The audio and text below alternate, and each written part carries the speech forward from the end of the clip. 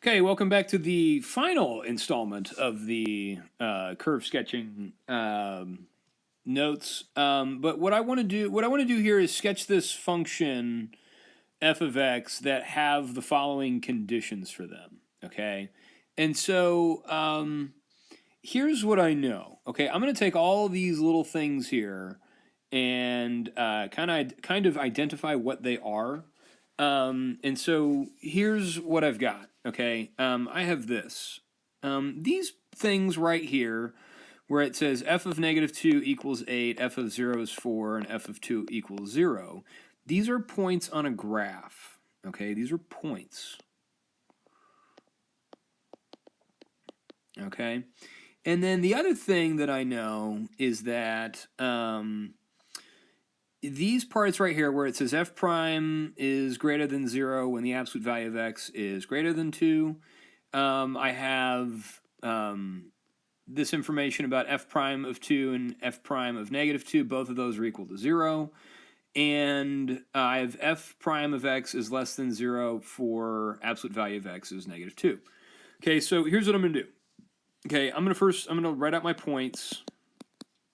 Okay, I know I have the point negative 2, 8 on the graph. I know I have the point 0, 4 on the graph. And I have the point 2, 0 on the graph. Okay, now I'm going to go ahead and do my first derivative test here as well. Okay, so I'm going to do the first derivative test. Okay, and so here's what I need to realize is that my critical points occur when my derivative is equal to 0. So that happens at x equals 2 and x equals negative 2. Okay, and I'm strictly getting that information, guys, just from this statement here.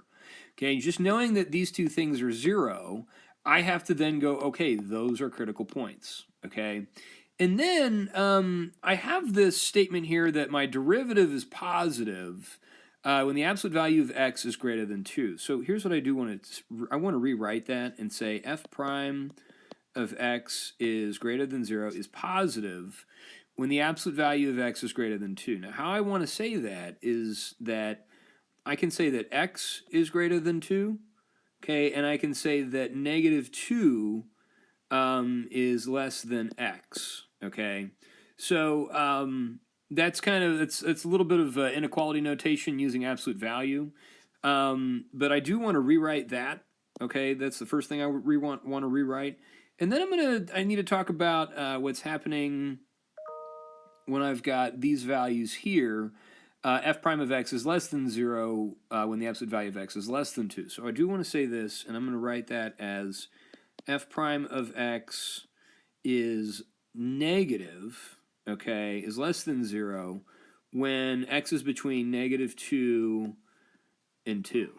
Okay, so this does give me an interesting information here, because this gives me my values for the first derivative test. So I'm going to go ahead over here and I'm going to say that I'm going to have my interval. Okay, I have my sine of f prime and then the behavior of f. Behavior of f. Okay. So now, what I want to do is I'm going to come over here and make my table. Okay, so I go from negative infinity to negative 2. Okay, I go from negative 2 to 2. I'm going to go a little bit off this graph, and then I'm going to go from 2 to infinity. Okay, and so what this information tells me, okay, is that when x is larger than 2, my derivative is positive. Okay, so when we're larger than 2, we're positive, and when we're less than 2, okay, and actually this isn't right. Hold on, this should say this. This should say this. We are greater than, when x is less than negative 2. Sorry about that. So I know so that the derivative value is positive, okay, on those intervals. I'm going to put plus signs here. Okay, I'm going to put a plus sign here. And that tells me that my function is increasing over those intervals, okay? And then when x is in between 2 and negative 2, okay, I know that my first derivative is negative, okay?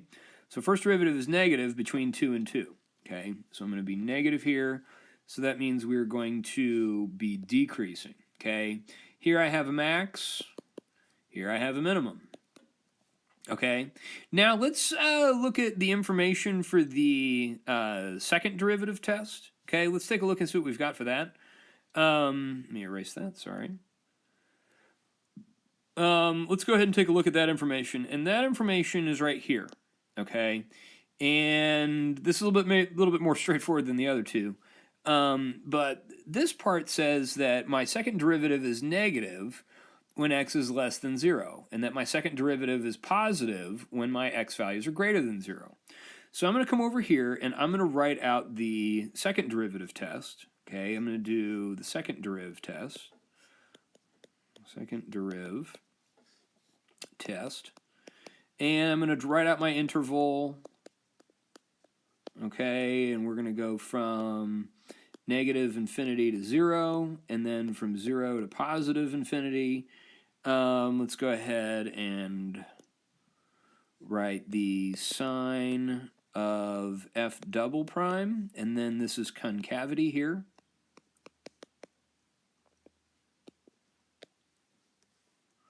And so from 0 to, or negative infinity to 0, okay, and that's, you know, this interval here, from values that are negative to 0, okay, my second derivative is negative. So I'm going to come over here, and I'm going to put that we are negative, okay, which means that we're concave down here, okay? And then I know that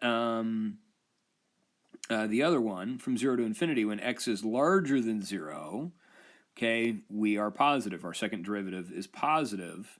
So I'm going to put a plus sign here, and that we are concave up.